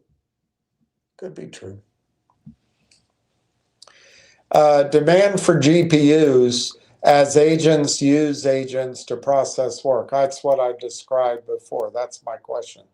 Agents using agents dramatically amplifies GPU demand beyond human initiated workloads, creating recursive compute loops. Here, this is interesting, that could strain supply over the next 2 or 3 years. Agentic systems where AI engines spawn sub-agents for subtasks, planning, execution, verification, refinement, inherently compound inference calls, with each new layer requiring GPU cycles for reasoning, tools invocation, and context management. Early models show agent swarms generating 20 times more tokens per workflow than single-shot large language models, directly hiking GPU hour needs. I took the high end of the range. As enterprises deploy these for production, trading bots, calling agents, analysis agents, or dev agents invoking test agents, aggregate demand scales non-linearly, potentially doubling effective compute per human user as autonomy grows. Hyperscaler's $600 billion 2026 capex already factors human plus agentic growth. But agent on agent dynamics add tail demand. Forecasts peg data center GPU markets at 150 to 265 billion by the next decade, explicitly citing agentic multi-agent workloads as a key accelerator alongside Gen AI training. Look, guys, this can get out of control. And maybe they have it under control, but it can get out of control. And my thesis is, as the cost of GPUs, as the cost of data centers goes up because there's not enough available, if Railtown's on top of it, and their deal is to share in the revenue generated, as the revenue goes up, it's good for Railtown. That's the essence of my questioning here. Decentralized clouds like Aether position for this explicitly, enabling agents to auto book GPUs for their inference bursts, which normalizes high utilization, but locks in persistent demand across trading, robotics, and op use cases. Guys, I think the computer perplexity is assuming there will not be a tightness in supply. But if they don't get all these data centers built on time, who knows?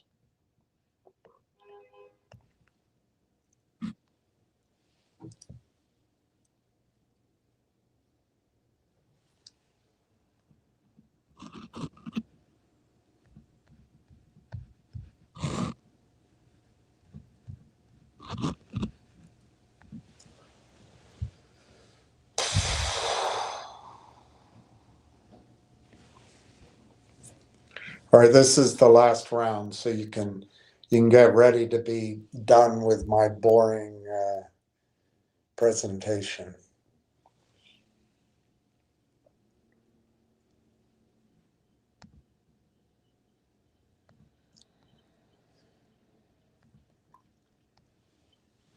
Okay.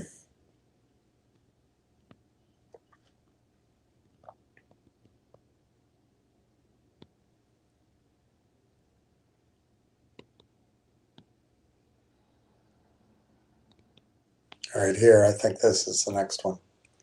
So the near-term crunch, AI hyperscalers hit physical limits in, this is about metals. This is just a completely trying to teach ourselves a different aspect of supply constraints. AI hyperscalers hit physical limits this year as copper, rare earths, gallium, and germanium, and high purity quartz face acute deficits. China's October rare earths magnet export controls disrupted server cooling and chip fabrications, delaying projects by 2 to 5 years and inflating costs up to 50%. Data center power needs double by the end of this decade, while new mines, it takes a 16-year average from discovery to go to production, cannot keep pace. Expect offtake deals between tech giants and miners to bypass spot markets. Here. Copper demand surges to 42 metric tons by 2040, with 10 million ton shortfalls possible. AI competes with, I guess, electric vehicles, defense for lithium, graphite, locking structural deficits absent massive capex. But there's nothing you can do really to speed up this 16-year average. What, you're going to drop it to 12 years? Gallium, 98% China refined. Germanium shortages persist post-27 bans. Hitting GPU yields, refining ramps. Louisiana. They ease marginally, but trail defense and AI demand growth. I don't know. The point is here, there are constraints on these inputs. Long-term deficit, demand for clean tech minerals triples. And then there's diversification that might kick in. Unless AOC comes in office and reverses everything that Trump put in. 2026 marks a reckoning year with cash allocated supply favoring hyperscalers, shortages cap AI infrastructure at 70 to 80% of CapEx plans. That means they're not going to build enough. But we'll see if I'm right. We'll see if I'm right. We shall see if I'm right. When have I been right all year? So here's rare earths, copper is they're going to have offtake deals. In other words, they just make the deal directly with Freeport-McMoRan rather than going through a corrupt futures exchange. Starting pretty soon, gallium and lithium are going to be in short supply, but there are new refineries, but that's a slow process.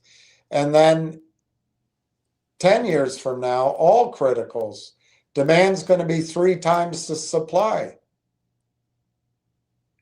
And you're going to, AI exploration, you're going to use AI to explore.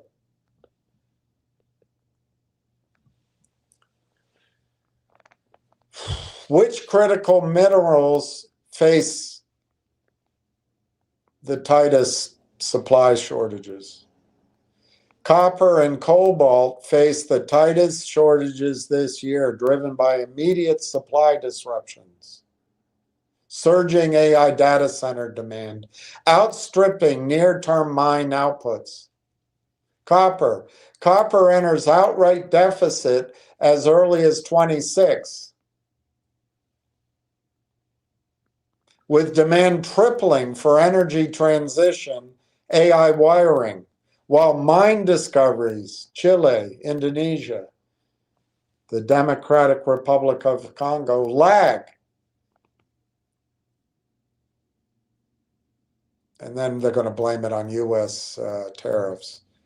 AI data centers alone require 1 to 2 million tons extra annually by the end of the decade, hitting first as grid power upgrade bottleneck. In other words, as they build out those systems. I'm just not sure they can get these data centers in as much as they want, as quickly as they want. China's ahead of us, I think. Cobalt, DRC quotas trigger. This quarter crunch. DRC's February export ban slashes supply by 50%, flipping the market from oversupply to deficit, doubling prices. Hydroxides are up 4x. Indonesia's ramp, MHP, up 145%. Battery and server demand pulls alloy grade premiums, favoring US stockpiling, but tightening spot markets for GPU and electronics fabs.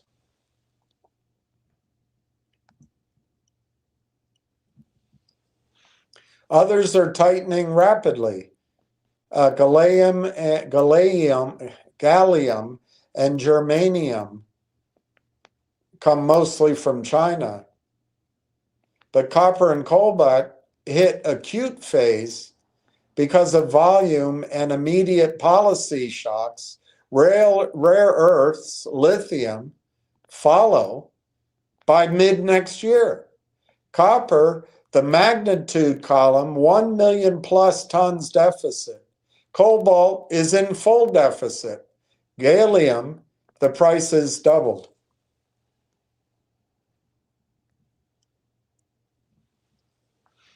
Lithium faces a modest supply deficit this year, while nickel sees tighter conditions. But neither are acute. Lithium, small deficit emerging. Can I skip the whole thing? Nickel, supply discipline tightens the market. Indonesia is cutting supply. They're 2/3 of it. But there is an increase in demand. If you don't mind, I'm just going to move right on. AI companies mitigate critical mineral supply bottlenecks through direct investments, strategic partnership, offtake agreements, and technological innovation to secure long-term access amid tightening markets. Direct investments and offtake, hyperscalers like Amazon secure supply via multi-year offtake agreements with miners such as Rio Tinto, bypassing spot market volatility. Consortia like 1.8 billion Orion Critical Mineral Consortium and Element USA, massive capital deployment to build non-Chinese refining capacity for gallium rare earths. Vertical integration and stockpiling.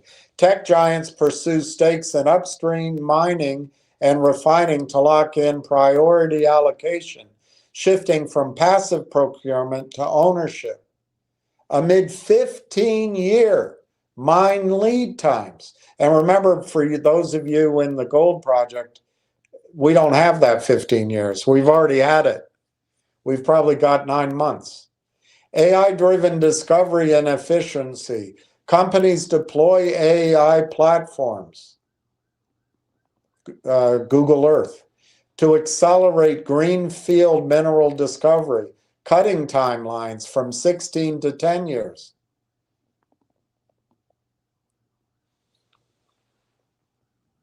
Money price always, the solution for a high price is high prices. Companies deploy AI platforms, and then they diversify where they get everything from. Here's Rio Tinto and Amazon, the immediate supply lock-in, refinery investments in the United States, AI exploration, Earth. It lowers it to 7 and 10 years once you find it and mine it. Stockpiling, that's CHIPS Act, but AOC will stop that. Anything Trump is bad, anything AOC is good. Hyperscalers partner with mining companies to secure power, land, infrastructure for AI centers. Bitcoin mining sites will be repurposed. TeraWulf, we've heard of them. Core Scientific, Iron, CleanSpark. Google backs TeraWulf. Microsoft plus IRN. Amazon plus Cipher. CoreWeave acquires Core Scientific. AWS and Rio Tinto. Broader consortia.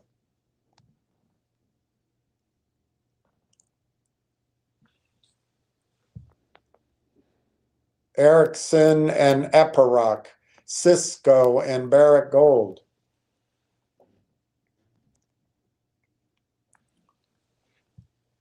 This is Wyoming. I'm not going to bore you with Wyoming. That's something I'm interested in because I have a project there.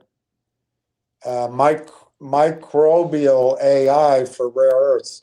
This is very interesting area, but let's skip it for now. And it might work in oil too. Let's.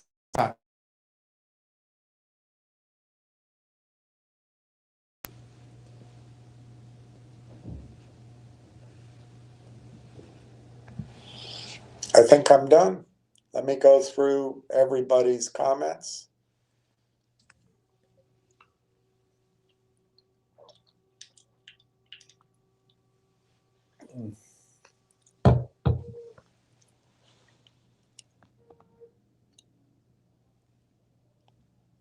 So that was the last one, was Donna. maybe tell us company information. I read what I saw that was interesting, and then I read something. But you're right to keep looking at it, Donna. You really are.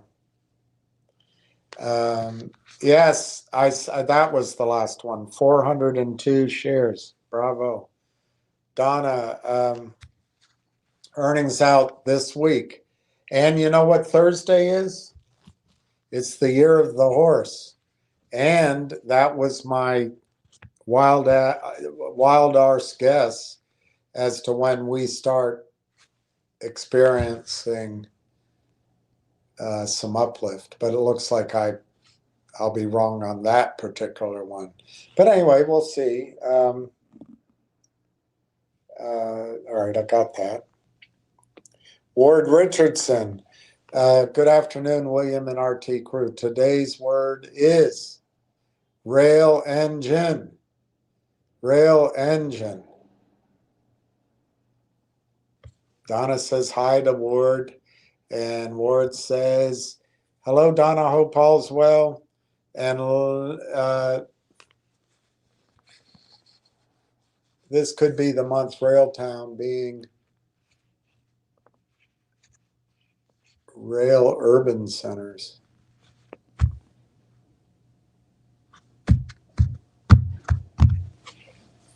So in other words, towns are better than urban centers. I guess that's your point. Very clever. It's hilarious. It shows you have superior intellect. Must make your mother proud that she raised a guy like you.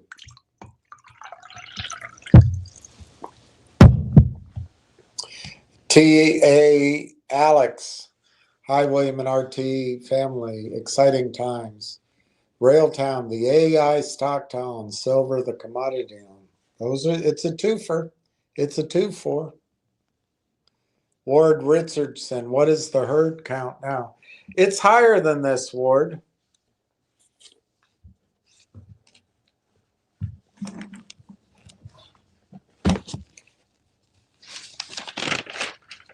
But at the risk of screwing up how I count it, this is where we are, 17,698,000. We're over 700 now, so it'll be 17.7. It'd be fun to get to 18, which is just when we started this,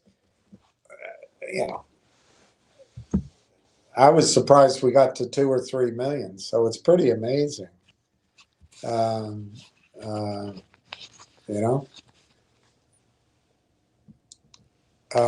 thinking about data centers in space and wondering if we could use quantum computers for the data centers in space and on Earth simultaneously. Well, I think quantum computing is the next disruptive area, and maybe it's happening simultaneously. I don't know the answer. Does quantum computing put more of a claim on GPUs or less of a claim? I don't know. Everything that Elon Musk promises either doesn't happen or takes longer. On the other hand, I think they can put data centers in space. But are you suggesting to me they'll have them all up this year or next year or the following year or in 10 years? I don't know. I really don't know. But yes, I think we'll have both. I think there's going to be a bottleneck of the high-speed best NVIDIA. I mean, you can read it. There's backlogs for all of these chips. So anyway, I also think that people don't see it because human beings don't see things. We never see things. But I've already, and I'm a guy that barely knows technology, but I've already upped my usage of, for example, Perplexity, because Ward showed it to me. If everybody does that,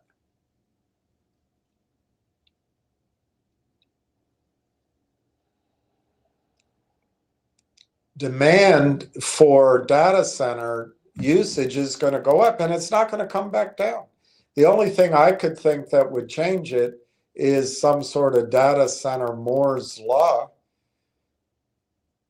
And I guess you're arguing that that Moore's law is space data centers, but we'll see.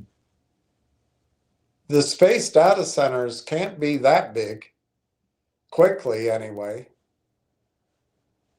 Who's going to pay for them? I don't know. You might be right. But I don't think it changes anything about the Railtown story. Kneel before Zod. Love it. Yeah. That movie looks pretty weak nowadays, you know. When it came out, it was exciting theater.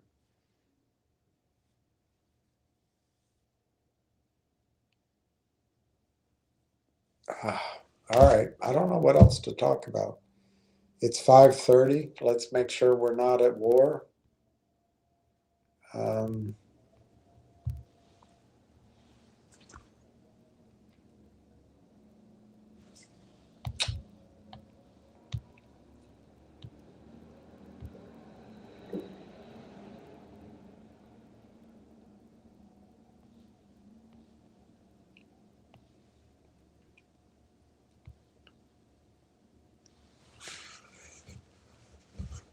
I don't like. Florida is going English only. Driver's license tests no longer in other languages. I don't think that's fair. I don't think that's fair at all. You can have a working knowledge of English to drive with, but not be fluent in English. I don't like that. I don't like that. But anyway, I don't see any breakthrough war news, so that's good. It's all about Savannah Guthrie and Catherine O'Hara, two people I don't even know who they are. So we don't really, mauled to death. A woman mauled to death by her own dog after tripping and falling.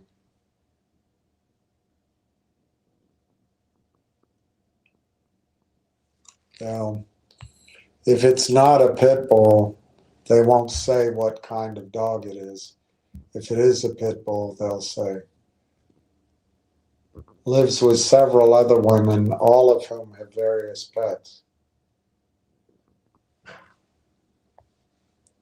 All right, it's not a pit bull because they haven't disclosed it.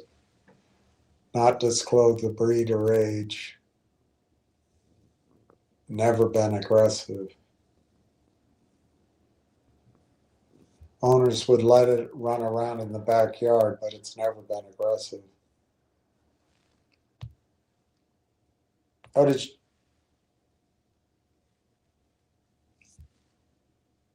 why did they say the loss? Did she die? This is in where? Durham. Mauled to death. Oh my gosh.